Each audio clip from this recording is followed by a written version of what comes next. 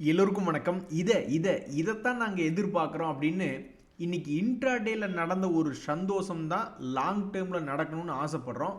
இன்னைக்கு Nifty 50 index பார்த்தீங்கன்னா almost 25,500 பக்கம் இருந்து 300 பாயிண்ட் ஏறி 25,800ன்னு க்ளோஸ் ஆயிருக்குன்னா அது சாதாரண விஷயமே இல்லை. ஸோ நிஃப்டியை பார்த்து இன்று போய் நாளை வா அப்படின்னு இன்னொரு நாள் இந்த 2 days மூவிங் ஆவரேஜ் என்பது காப்பாற்றி விட்டுருக்கு. எப்படி மார்க்கெட்டில் நிஃப்டி இவ்வளவு தூரம் இறங்கிட்டு ஏறி இருக்கோ லாங் டேர்மில், அது இன்னைக்கு இன்ட்ராடேல அந்த வேலையை தான் பண்ணியிருக்கு. நம்மளுக்கு ஸ்டாக்குகளும் நம்ம வச்சிருக்கக்கூடிய ஸ்டாக்குகளும் இதே மாதிரி ஒரு ரெக்கவரி அப்படின்றது காமிச்சிட்டான்னா ரொம்ப மகிழ்ச்சியாக இருக்கும். இங்கே தான் நீங்கள் முக்கியமாக ஒரு விஷயத்தை யோசிக்கணும்.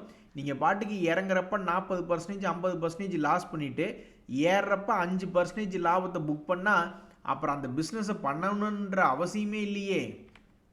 அதுக்கு இந்த மாதிரி நிஃப்டி 50 இண்டெக்ஸை சில பேர் கான்சன்ட்ரேட் பண்ணிட்டு போயிட்டா கூட பெரிய தலைவலி இல்லை.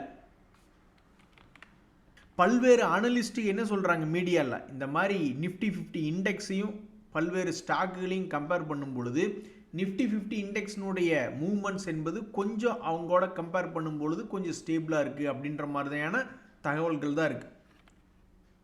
உன் நெஞ்ச தொட்டு சொல்லு ராசா அப்படின்ற மாதிரி இந்த ரிசல்ட்டை நீங்கள் பார்க்கும் பொழுது உங்கள் மனசில் நீங்கள் என்ன ஃபீல் பண்ணுறீங்க? டிசிஎஸ் அவங்களுடைய ப்ரீவியஸ் குவார்ட்டரை விட சேல்ஸ் என்பது இன்க்ரீஸ் பண்ணியிருக்காங்க. நீங்கள் ஆப்ரேஷனல் ப்ராஃபிட் வரைக்கும் மட்டும் பாருங்கள், அதில் இன்க்ரீஸ் பண்ணி தான் காமிச்சிருக்காங்க 18,269 கோடி. ஆனால் கடைசியில் நெட் Q3 என்பது பார்க்கும் பொழுது 10,720 கோடியாக தான் லாபம் கட்டுறாங்க. அதுக்கு அதர் இன்கம்லாம் அவங்களுக்கு கொஞ்சம் குறைஞ்சிருக்கு. HCL டெக் அப்படின்றத நம்ம எடுத்து பார்க்கும் பொழுது HCL டெக்னுடைய ரிசல்ட் அப்படின்னு பார்க்கும் பொழுது அவங்களுடைய சேல்ஸ் என்பது இன்க்ரீஸ் ஆகிருக்கு. டிசிஎஸ் மாதிரி இவங்களுடைய சேல்ஸ் இன்க்ரீஸ் ஆகிருக்கு. ப்ராஃபிட்டு 4,236ன்னு போன குவார்ட்டர் விடவும் அதிகமாக காமிச்சிருக்காங்க. ஸோ மார்க்கெட் இதை எப்படி வேணாலும் எடுத்துக்கலாம். நாங்கள் எஸ்டிமேட் பண்ணி வச்சுருந்தோம், அந்த எஸ்டிமேட்டை இந்த எஸ்டிமேட் மீட் ஆகுது அப்படின்ற மாதிரி மார்க்கெட் சொல்லலாம். அல்லது மார்க்கெட் இந்த ரிசல்ட்டை நாங்கள் செலிப்ரேட் பண்ண மாட்டோம், நாளைக்கு எல்லாரும் குப்பா குட்டியை தாண்டா அப்படின்ற மாதிரி மார்க்கெட் ரியாக்ட் பண்ணலாம். ஸோ ரொம்ப சுவாரஸ்யமாக இருக்குது. HCL டெக் டிசிஎஸ்னுடைய ரிசல்ட் வந்த பிறகு நாளைக்கு மார்க்கெட் ஃபஸ்ட்டு ஓப்பன் ஆக போகுது. டியூஸ்டே அன்னைக்கு ரொம்ப ஆர்வமாக இருக்குது. ஏன்னா பணம் பூரா லாக் ஆகி கிடக்கு. நாளைக்கு அவனுக்கு காப்பாற்ற மாட்டானுங்களா அப்படின்னு பார்க்கக்கூடிய ஒரு எதிர்பார்ப்பு தான் நண்பர்களே. இங்கே பாருங்கள், ஆட்டை கடிச்சு மாட்டை கடிச்சு, அதாவது நான் இந்த பல்வேறு சோஷியல் மீடியாக்களில் பார்க்கும்பொழுது யாராவது பிரபலங்களுடைய வீடியோ இந்த ஆர்டிஃபிஷியல் இன்டெலிஜென்ஸ் மூலியமாக எடிட் பண்ணி எந்தையாவது ஒன்று பேச விடுவாங்க. இன்ஃபோசிஸ்னுடைய ஃபவுண்டர்கள் வச்சு பேச விடுறதோ, ரிலையன்ஸில் அம்பானியினுடைய மகன் அவரை வச்சு பேச விடுறது, இந்த மாதிரி ஏதாவது ஒன்று பண்ணிக்கிட்டு இருப்பாங்க. ஒரு தடவை ஃபினான்ஸ் மினிஸ்டர் நிர்மலா சீதாராமன் அவர்களுடைய உபயோகப்படுத்திட்டாங்க. அது மாதிரி இப்போ என்ன பண்ணியிருக்காங்கன்னா, பிஎஸ்சியினுடைய சிஇஓ அவர் ஸ்டாக் மார்க்கெட்டினுடைய இன்ஸ்ட்ருமெண்ட்ஸ் எப்படி என்ட்ரி ஆகிறது எக்ஸிட் ஆகிறது அப்படின்ற மாதிரி ஒரு தகவல்களை பேச வச்சுட்டு அதன் மூலியமாக வாடிக்கையாளர்களை வாட்ஸ்அப்பில் சேர வச்சு அதன் மூலியமாக ஃபோர்ஜரி பண்ணுற மாதிரிலாம் சில மீடியா நியூஸ் என்பது போய்கிட்டு இருக்குது. எங்ககிட்டலாம் பணம் பிடுங்கணும்னு நினச்சா 10 பைசா கூட இல்லைடா, எல்லாம் மார்க்கெட்டில் லாக் ஆகி கிடக்குது அப்படின்னாலும் யாரும் கேட்க மாட்டாங்க போல். ஸோ ரொம்ப கேர்ஃபுல்லாக இருங்க நண்பர்களே.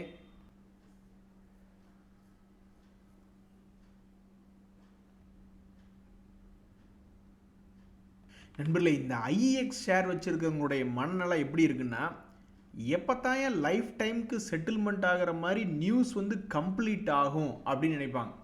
ஆனால் அந்த மாதிரி எப்போவுமே ஒரு நியூஸ் கம்ப்ளீட் ஆகவே ஆகாது. ஒரே நியூஸை வச்சுக்கிட்டு அது நடக்கும் நடக்காது ஏதோ ஒன்று பண்ண போகிறோம் அப்படின்னு பேசக்கூடிய நியூஸ் ஒன்று வரும். இல்லைனாலும் ஒவ்வொரு வருஷமும் வரக்கூடிய 4 குவார்ட்டர்களில் செய்திகள் என்பது வரும். இல்லைன்னா ஏதோ ஒரு நியூஸ் வந்துகிட்டே இருக்கும். லைஃப் டைமுக்கு செட்டில்மெண்ட் ஆகக்கூடிய நியூஸ், பாசிட்டிவ் நியூஸ் அப்படின்றது எந்த ஸ்டாக்லேயும் வராது. ஸோ இந்த ஐஎக்ஸ் அப்படின்ற பங்கு ஒரே ஒரு நியூஸாக, அந்த ஒரே ஒரு நியூஸை வச்சுக்கிட்டு இந்த பங்கு பெரிய அளவில் இறங்கியது, மறுபடியும் ஏறியது, மறுபடியும் இறங்கியது, மறுபடியும் ஏறியது, மறுபடியும் இறங்கியது, இப்போ மறுபடியும் லேட்டஸ்ட்டாக ஏறி இருக்கு. அப்படி ஏறி இருக்கக்கூடிய சமயத்தில் கரெக்டாக 200 days மூவிங் ஆவரேஜ் அப்படின்ற இடத்துல சமீபத்தில் தான் மகிழ்ச்சிகரமாக ஏதாவது ஒரு பாசிட்டிவ் மொமெண்டம் வருமா அப்படின்னு பார்த்துக்கிட்டு இருந்தால் டபக்குன்னு அடுத்து 2 நாட்களில் இறங்கிடுச்சு. ஆனால் அப்படி இறங்கியது அனைத்தும் மார்க்கெட்டினுடைய வீழ்ச்சியினாலையா, இந்த பங்கு நல்லா தான் இருக்குமா அப்படின்ற ஒரு கேள்வி தான் ட்ரேடர்களுக்கு வருது. ஸோ 6 மாத காலமாகவே ஒரு குறிப்பிட்ட ரேஞ்சுக்குள்ளே ட்ரேட் ஆகி கொண்டிருக்கக்கூடிய இந்த ஐஎக்ஸ் மறுபடி தன்னுடைய பழைய கையை நோக்கி தொடுமா இல்லையா? அதே மாதிரி இந்த ஜிஆர்எஸ்சி அப்படின்ற ஷேர் எத்தனை நாட்கள் தான் அந்த 200 டேஸ் மூவிங் ஆவரேஜ் கிட்டேயே விளையாண்டுக்கிட்டு இருக்கும்? அதனுடைய முழு விவரம் என்ன அப்படின்னு பார்த்தீங்கன்னா, ஆல்மோஸ்ட் டிசம்பர் மாதத்திலிருந்து இந்த பங்குக்கு கீழே போகிறக்கும் மனசில்லை, மேலே போகிறக்கும் மனசில்லை.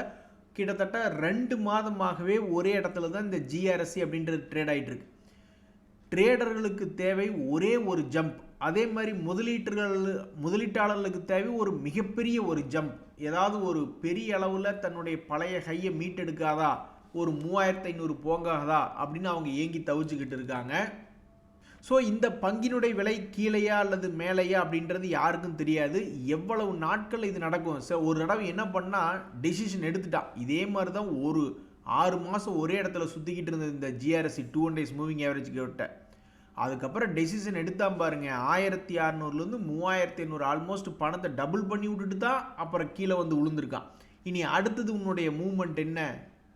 கனவுல கூட எதிர்பார்க்காத விஷயம் என்னன்னு பார்த்தீங்களா நண்பர்களே?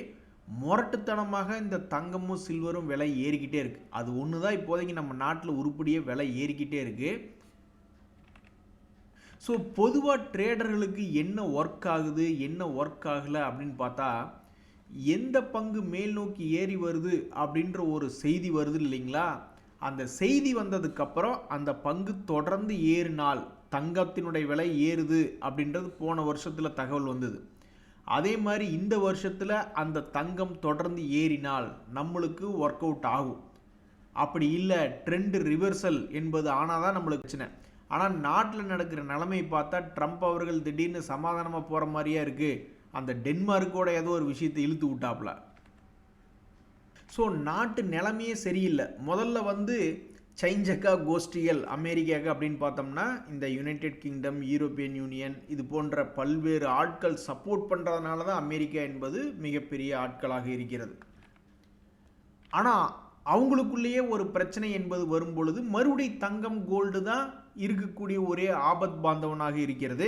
ஸோ ட்ரம்ப் அவர்கள் வந்து கோல்டுனுடைய விலையை 100% மேலே ஏற்றி விட்டுருக்கார். அவருடைய ஒவ்வொரு வாயினுடைய அசைவும் ஒவ்வொரு துளியாக இந்த கோல்டை ஏற்றி விட்டிருக்கிறது என்றால் அது மிகையாகாது நண்பர்களே. அதே மாதிரி வரக்கூடிய குவார்ட்டர்லி ரிசல்ட்ஸில் வந்து எந்த பங்குகள்லாம் நிறைய உத்து பார்த்துக்கிட்டு இருக்காங்க அப்படின்னா, அதில் இந்த ஆல்கைல் அமைன்ஸ் அப்படின்ற பங்கு ஒன்று.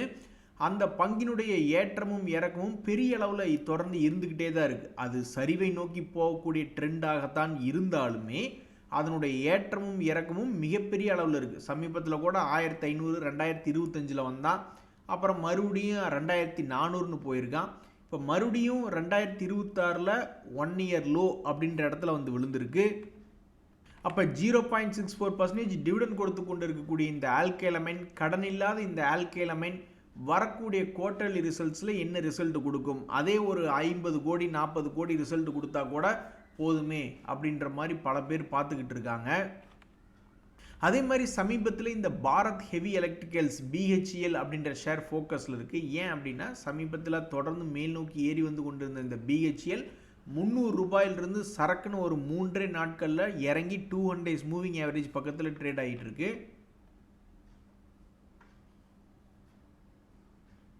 இங்கே பார்த்தீங்களா, ஒரு நண்பர் கூட சொல்கிறாரு 3 லட்ச ரூபா லாஸில் இருந்தது, ஆனால் கோல்டு வந்து என்னை காப்பாற்றிடுச்சு அப்படின்றார்.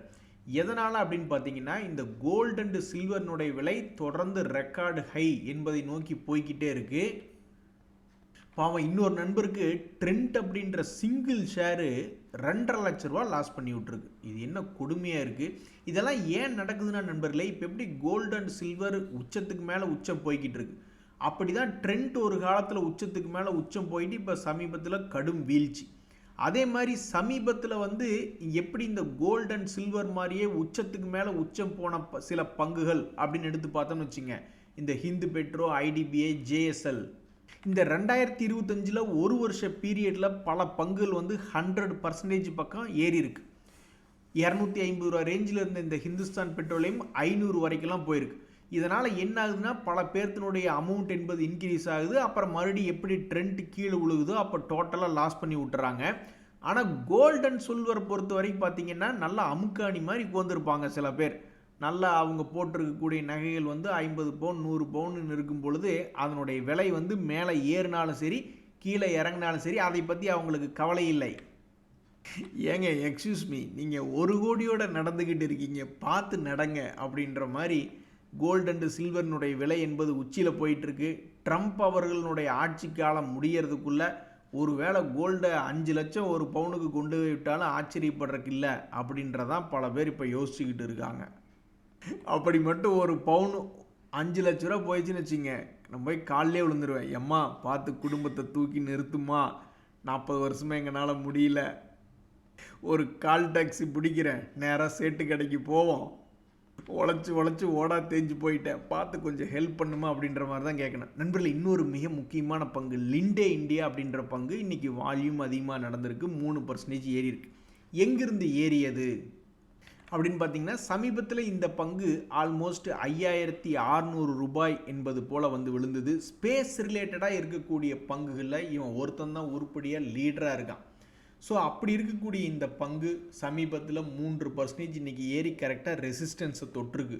நண்பர்களே, நம்மளுக்கு பேட்ரி அப்படின்னு சொன்னாவே நம்மளுக்கு என்ன பேட்ரி ஞாபகம் வரும்? எக்ஸைடு பேட்ரி இல்லைன்னா அமரராஜா பேட்ரி, இப்படி தான் நம்மளுக்கு ஞாபகத்துக்கு வரும்.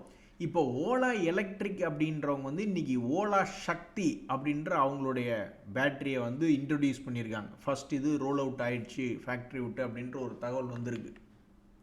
ஒருவேளை இந்த நியூஸ் வந்து நம்மளுக்கு இப்போ ப்ரொடக்ஷனாக இன்றைக்கி வெளியே வருது அப்படின்ற ஒரு நியூஸ் இருக்கு இல்லையா, ஒருவேளை இந்த நியூஸுக்காக தான் முதல்ல இருந்தே எக்ஸைடையும் அமரராஜா பேட்டரியும் கீழேயே உட்கார வச்சுருக்காங்களா அப்படின்றது நம்மளுக்கு தெரில. ஏஷியன் பெயிண்ட்ஸ்லாம் இப்படி தான் ஒரு இடம் பெயிண்ட் இன்னொரு பெயிண்ட் கம்பெனி போட்டிக்கு வருதுன்னு சொன்னோன்னே கீழேயே உட்கார வச்சுருந்தாங்க. அப்புறம் ரிலையன்ஸ் வந்து அவங்களுடைய ஷேர் ஹோல்டிங்கை விற்றதுக்கப்புறம் தான் அது திரும்பி மேல் நோக்கி ஏறி வந்தது. ஸோ அது மாதிரி இந்த ஒரு தகவல் ஓலாவினுடைய சக்தி பேட்ரி வந்து ஏதாவது ஒரு காம்படிஷனாக இருக்குமா, அந்த ஏங்கிளில் பார்க்கும் பொழுது இந்த அமரராஜாக்கும் எக்ஸைடு பேட்டரிக்கும் என்ன இம்பேக்ட் என்பது மார்க்கெட் தான் பதில் சொல்லணும். அடுத்து வரக்கூடிய காலங்களில் முன்னணி கம்பெனியில் கிட்டத்தட்ட அவங்களுடைய பிஸ்னஸ் என்பது பார்க்கும் பொழுது இவங்களுடைய ப்ராடக்ட் வந்து பலதரப்பட்ட இதில் இருக்கும். டோட்டலாக பார்க்கும்பொழுது இவங்ககிட்ட ஒரு 1000 கோடி பாசிட்டிவில் இருக்குது. அதே மாதிரி எக்ஸைடில் ஒரு 800 கோடி பாசிட்டிவ்னா கிட்டத்தட்ட 1800 கோடி பேட்ரி சம்மந்தப்பட்ட ப்ராடக்ட்டில் விற்றுட்டு சம்பாதிக்கிறாங்க. ஆனால் அவங்க 2 பேரும் சேர்ந்து சம்பாதிக்கிறத விடவும் அதிகமான நஷ்டத்தில் தான் இந்த ஓலா எலக்ட்ரிக் என்பது ஒரு வருஷத்துக்கு 2000 கோடி நஷ்டத்தில் இயங்கிக்கிட்டு இருக்குது. அப்போ மொத்தமாக அவங்களுடைய மார்க்கெட் ஷேரை கவர் பண்ணாலும் நீ வந்து ப்ராஃபிட்டுக்கு திரும்ப மாட்டியாப்பா, என்னன்னு தெரில. இன்றைக்கி தான் அவங்களுடைய ஃபஸ்ட்டு ப்ராடக்டை ஃபேக்ட்ரி விட்டு ரோல் அவுட் பண்ணதுனால அமைதியாக இதை வரவேற்போம். ஆனால் சும்மா சொல்லக்கூடாதுங்க, நான் என் வீட்டில் வந்து எக்ஸைடு பேட்டரி தான் போட்டிருக்கிறேன். அது வந்து 2 லேப்டாப்பு 2 ஃபேனு மிக்சி அது இதுன்னு ஓட்டுனாலும் காலையில் இருந்து நைட்டு வரைக்கும் அது விடாமல் சப்ளை பண்ணிக்கிட்டு தான் இருக்குது. போட்டு 4 வருஷம் ஆச்சு. இப்போ வரைக்கும் அதில் ஒரு 4 தடவை பாட்டில் தண்ணி வாங்கி ஊற்றிருப்பேன். அது மட்டும்தான் அந்த மெயின்டெனன்ஸ் பண்ணியிருக்கேன். ஸோ இந்த செக்டரில் இவங்க எப்படி பணம் பண்ண போகிறாங்க அப்படின்றது பொறுத்து இருந்தால் பார்க்கணும். ஆரியன் ப்ரோ அப்படின்ற ஒரு பங்கு திடீர்னு ஒரு வால்டிலிட்டி காமிச்சு கொண்டு இருக்கக்கூடிய பங்கு. இப்போ சமீபத்தில் இந்த பங்குக்கு ஏதோ ஒரு 150 கோடி மதிப்பிலான ஆர்டர் கிடச்சிருக்கு அப்படின்ற ஒரு தகவல். ஸோ இந்த பங்கை பொறுத்த வரைக்கும் சமீபத்தில் என்னதான் ஒரு வால்டிலிட்டி என்பது பலமுறை ஏறுவதும் இறங்குவதுமாக இருந்தாலும் தற்போது அது 52 வீக் லோ என்பதில் சுற்றி கொண்டிருக்கக்கூடிய ஒரு பங்காக இந்த ஆரியன் ப்ரோ சொல்யூஷன்ஸ் அப்படின்றது இருக்குது. அதில் இன்றைக்கி 150 கோடி ஆர்டர் கிடச்சிருக்கிறதாக ஒரு தகவல் ஒன்று இருக்குது.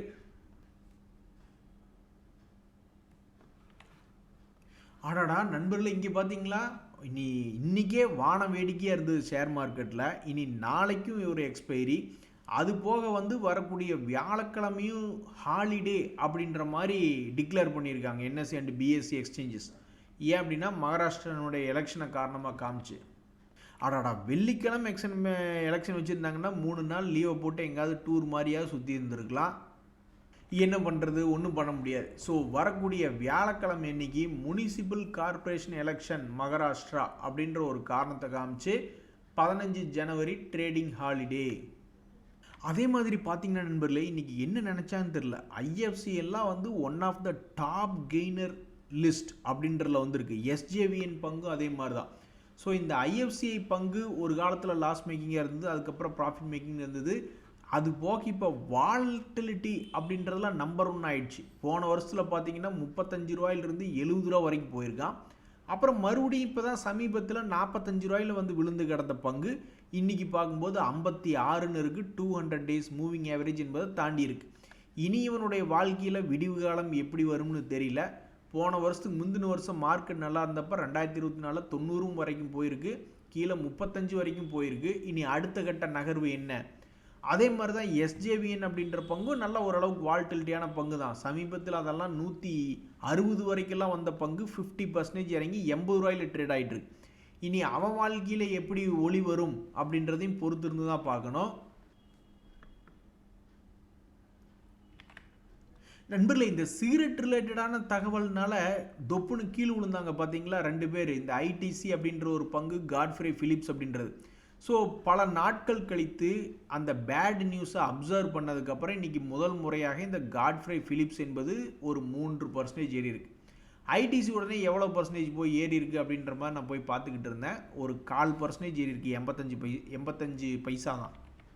இருந்தாலும் காக்கைக்கு தன் குஞ்சு பொன் குஞ்சு அப்படின்ற மாதிரி ஒரு மாதமாக 15%க்கு மேலே இறங்கிய பிறகு இன்று 85 பைசா ஏறியது ஒரு மகிழ்ச்சிகரமான சம்பவம். ஷேர் மார்க்கெட்டில் இன்னொரு முக்கியமான செய்தி என்னென்னா, இந்த கிரைசில் அப்படின்ற பங்கினுடைய சமீபத்தினுடைய ப்ரைஸ் மூவ்மெண்ட் என்பது ஏறுவதும் இறங்குவதுமாக இருந்த ஒரு பங்கு தான் இந்த கிரைசில் லிமிடெட் அப்படின்ற பங்கு. இவன் 2024க்கு ஒரு முறை ஏறி இறங்கியிருந்தான். அப்புறம் 2025 சமயத்தில் ஒன்று, மறுபடியும் 2025லேயே 2வது முறை ஏறி இறங்கியிருந்தான். இனி 2026ல் நீ செய்ய போவது என்ன அப்படின்ற ஒரு கேள்வி வருது. ஸோ தற்போதைய நிலைமையில் இந்த கிரைசில் அப்படின்ற பங்கில் என்ன ஒரு செய்தினா, அது 200 டேஸ் மூவிங் ஆவரேஜ் என்பதை வந்து தொட்டு இருக்கு அப்படின்றது ஒரு செய்தி. இதுக்கு முன்னாடி அக்டோபர் மாதத்தில் தொட்ட போகையில் தான் ஏன் நீ 200 டேஸ் மூவிங் ஆவரேஜ் தொட்ட அப்படின்னு சொல்லி அவனை கீழே 4000 கொண்டு வந்து விட்டாங்க. மறுபடியும் 20% ஏறி மறுபடியும் 2வது முறையாக வந்து தொட்டிருக்கக்கூடிய ஒரு வாலட்டிலிட்டி பங்காக இந்த கிரைசில் அப்படின்றது இருக்குது. அதில் பாருங்கள், சமீபத்தில் பல பங்குகளை போட்டு தள்ளிட்டாங்க. பாவம் எல்லாம் லோ ப்ரைஸில் போய் விழுந்து கிடக்குது. ஒவ்வொன்றா பார்த்துட்டு வருவோம். இந்த சுப்ரீம் இண்டஸ்ட்ரீஸ் அப்படின்ற ஒரு பங்கு, தேஜாஸ் நெட் அப்படின்ற ஒரு பங்கு. இந்த சுப்ரீம் இண்டஸ்ட்ரீஸ் பாவம் சமீபத்தில் நல்லா தான் இருந்தது. ஆல்மோஸ்ட் 6000 வரைக்கெல்லாம் போயிருந்த பங்கு தான். 2025ல் அதை 3000 கொண்டு போய் விட்டாங்க. 3000லேருந்து 4500 வரைக்கும் வந்துட்டு மறுபடியும் 3000 பக்கத்தில் வந்து விழுந்திருந்தது. சரி, 50 டேஸ் மூவிங் ஆவரேஜை தாண்டிடுச்சு அப்படின்ற ஒரு நல்ல செய்தி என்பது இருந்தது. ஆனால் இன்றைக்கி போய் எடுத்து பார்த்தா மார்க்கெட் வீக் என்பதனால மறுபடியும் 50 டேஸ் மூவிங் ஆவரேஜுக்கு கீழே கிராஸ் டவுன் ஆயிருக்கு அப்படின்றதான் இந்த சுப்ரீம் இண்டஸ்ட்ரீஸில் இருக்கக்கூடிய ஒரு செய்தி. அதே மாதிரி இந்த தேஜாஸ் நெட்வொர்க்ஸ் என்னப்பா 9.5% மூணில் கிராஷ் லேண்டிங் ஆகிட்ட, இந்த அநியாயம் எங்கே போய் நிற்கும்னு தெரியலையே. பல்வேறு பங்குகள் வந்து தன்னுடைய வீழ்ச்சியை நிலைநிறுத்தி இருக்கிறதெல்லாம் நம்ம பார்த்துருக்கோம். இந்த ஐஎக்ஸ் அப்படின்ற பங்கெல்லாம் கீழே விலை வீழ்ச்சி ஆனது அப்புறம் அது விலை வீழ்ச்சியை தடுத்து நிறுத்தியிருக்கு. இன்றைக்கி கூட பார்த்திங்கன்னா ஐடிசியினுடைய பங்கு ஒரு மாதம் கீழே விழுந்து விலையை இன்றைக்கி தேதியை பொறுத்த வரைக்கும் நிறுத்தி வச்சுருக்கு. அது மாதிரி பல்வேறு பங்குகள் கீழே விழுந்ததுக்கப்புறம் விலையை நிறுத்தி வச்சுருக்கக்கூடிய சரிவை தடுத்து நிறுத்திருக்கக்கூடிய சமயத்தில் இந்த தேஜாஸ் நெட்டினுடைய சரிவு எங்கே போய் தொட்டு நிற்கும்னே தெரில. அதே மாதிரி சிட்டி யூனியன் பேங்க் ஷேரில் ஒரு சோகமான செய்தி. சமீபத்தில் அதனுடைய ஓட்டத்தை தடுக்கவே முடியாதபடி அது பாட்டுக்கு ஓடிக்கிட்டே இருந்தது. போன வருஷம் செப்டம்பர் மாதத்துலேருந்து அது 50 டேஸ் மூவிங் ஆவரேஜ் கீழே போனதாக சரித்திரமே இல்லை. இப்போ அவன் மார்க்கெட் சரியில்லாத ஒரு காரணத்தினாலே அது முதல் முறையாக 50 டேஸ் மூவிங் ஆவரேஜ் கீழே போயிடுச்சு. அதுதான் இந்த பங்கில் இருக்கக்கூடிய ஒரு செய்தி. நன்றி, வணக்கம்.